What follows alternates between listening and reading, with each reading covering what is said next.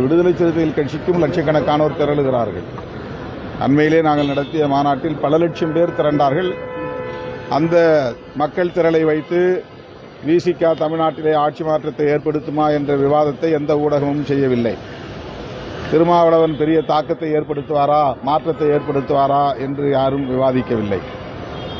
விஜய் அவர்கள் ஒரு பிரபலமான சினிமா நடிகர், கதாநாயகர் என்பதை வைத்துக்கொண்டு பெரிய மாற்றம் இங்கே நிகழப் போகிறது என்பதை போன்ற ஒரு தோற்றத்தை உருவாக்குகிறார்கள்.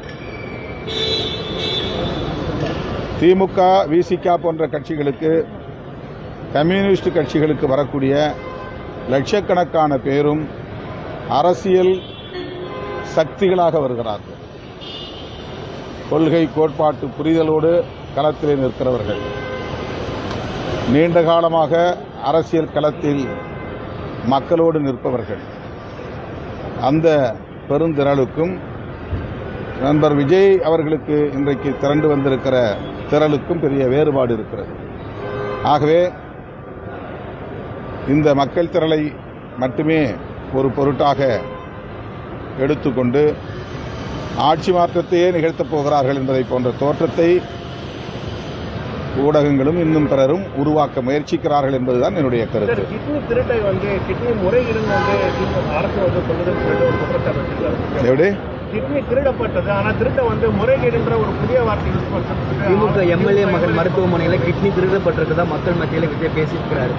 இன்னொரு விஷயம், அதிமுக பாஜக விமர்சனம் திமுகவுடைய இதை மட்டும் மக்களிடையே விஜய் தொடர்ந்து பேசிட்டு வரதை எப்படி பாக்குறீங்க? கூட்டணி அதிமுக பாஜக பற்றி பேசாமல் திமுக பற்றியுமே மக்கள் மத்தியில் விஜய் பேசிட்டு இருக்கிறது. அவர் தொடர்ந்து திமுகவை பற்றி மட்டுமே, திமுக தலைமையை பற்றி மட்டுமே, திமுக அரசை பற்றி மட்டுமே பேசி வருவதால் தான் அவர் ஏதோ ஒரு திட்டமிடப்பட்ட அஜெண்டாவுக்காக வந்திருக்கிறார், களமிறக்கி விடப்பட்டிருக்கிறார் என்கிற தோற்றத்தை உருவாக்குகிறது.